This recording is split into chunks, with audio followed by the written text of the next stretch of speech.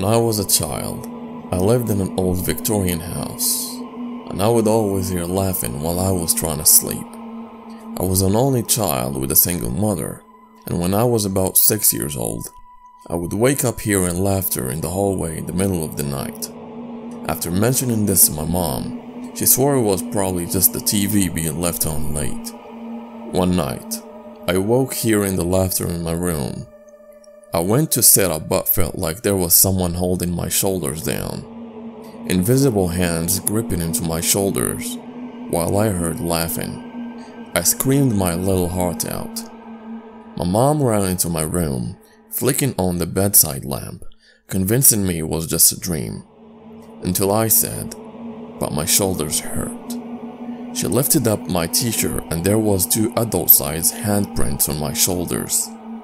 I honestly thought I had just imagined it and that it never had happened. But the other day I mentioned it in passing to my mom, and she went blanket white and said, "I don't want to remember that."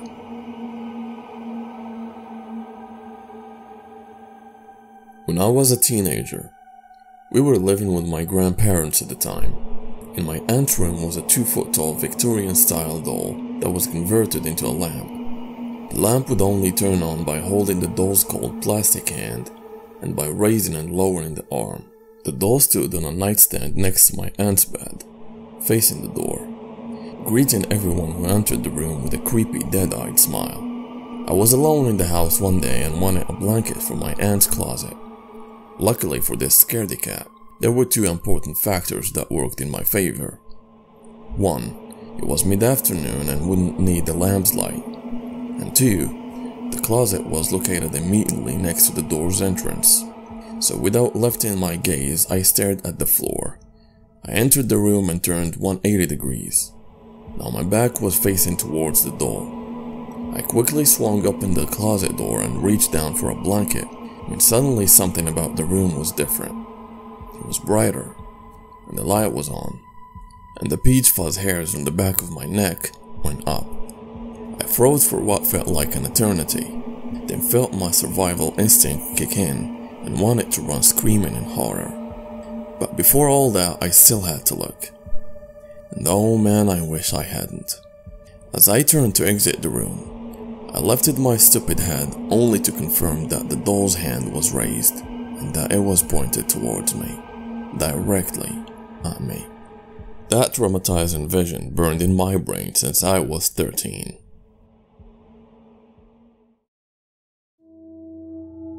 When I was about 14, I lived on a farm in North Carolina.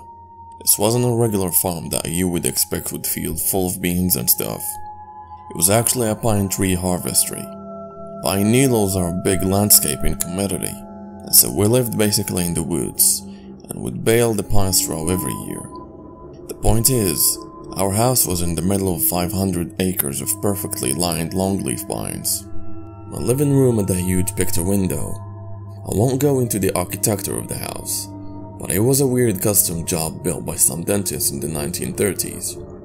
The window in the living room stretched nearly the entire length of the room, maybe 50 feet. The house was built on a subtle hill, so the living room itself sat 5 or 6 feet off the ground. So you had something of an angle to look out at a solid mile of pine trees. During the winter it was unsettling because you would get just a bit of snow, enough to reflect the moonlight so that you could see the dogs running at night. I'll be honest, I hated that room, and that window in particular. So now to the relevant part. I had a cousin over for the weekend, and we were doing what kids do in the country, throwing stuff in the fireplace to see what happens. It was getting late and the fire was dying down, so we built the big kingdom of couch cushions and blankets in the living room and get ready for bed. Nothing out of the ordinary until we hear the dogs barking. They were really far away. The property stretched for nearly a mile, so I just assumed they were chasing off whatever animal felt like sniffing around the yard. So my cousin is staring out the window and not saying anything, which prompts the standard, "What's up?" He just kind of keeps staring and says he feels like he's seeing things. Naturally, I get all anxious and start staring out the window as well. Nothing happens for a few minutes, and he gets more and more annoyed with me because I'm asking him what he saw. He keeps shushing me so that he can focus. And then, we both see it. A shadow of a person moves from one tree to the next. Not a run, not a leap, just a brisk walk from one tree to another. This is probably 100 yards out from the house. We can't actually tell if the person is coming closer or not, because we're dealing with moonlight reflecting off of snow and ice.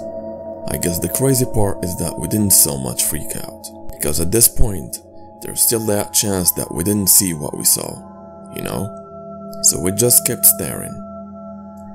We should have gone to wake up my dad, but he's an idiot and the kind of guy to walk up on the patio and holler into the woods with his rifle. We were just scared enough to agree that we don't want to taunt whatever is happening. So about 3 minutes later, it happens again, but this time, it happened about a good 50 feet from where we first saw it. Another person, another tree, a few strides and they were gone. This happened every few minutes for the next half an hour, and we just stared. At this point, I should mention that I didn't really have neighbors. The land surrounding our farm was federal paper, so I don't know who owns it now. It was miles and miles of uncultivated trees. You don't see people around the farm unless they intend to be there. So we keep watching as these two figures intermittently appear and vanish, until finally, we see one appear, but not disappear. Instead, we focus in on it, and see that it is now running forward. We lose our crap and sprint to my dad. By the time we get into the room with my half-awake father, there is no one to be seen. We sprint around locking doors and windows. Keep in mind, we are out in the country with no one around. It rarely occurs to lock the doors. Every door was worse than the last, because you just know that as soon as you reach the door, someone is going to be trying to open it. Although luckily that never happened. We locked everything up and walked around the house at least 50 times, making sure no one got in without us knowing, and then convinced my dad to sleep in the living room with us while we stared in the window. I never understood why my dad wouldn't call the police.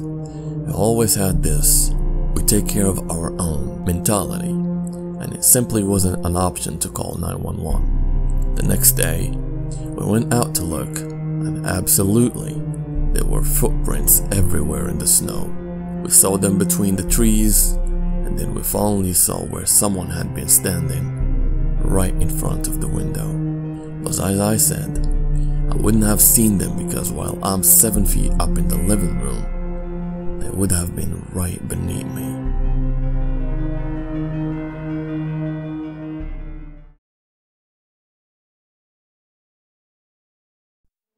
When I was 16, I woke up in the middle of the night to seeing my clothes being rustled about in my doorway. After washing my clothes, I used to like to hang dry them on my door frame.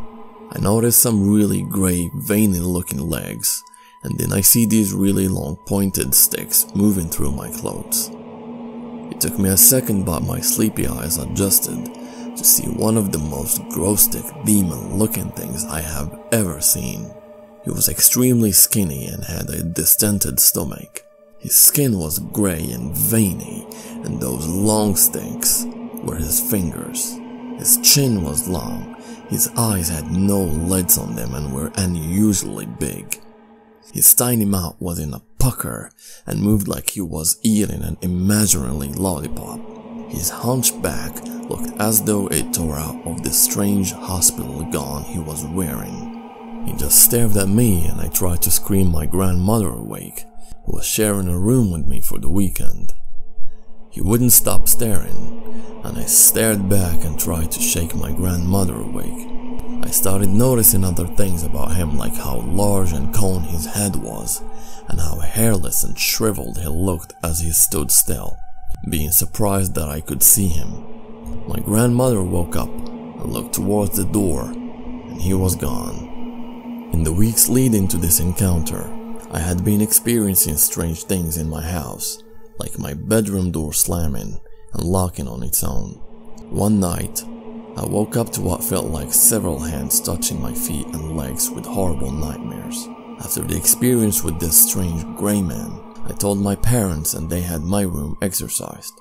I don't know if an exorcism really made those horrible things stop, or it just gave me peace of mind from things that I was manifesting myself. All I know is, I don't experience those things anymore, and I never sleep with the door open again.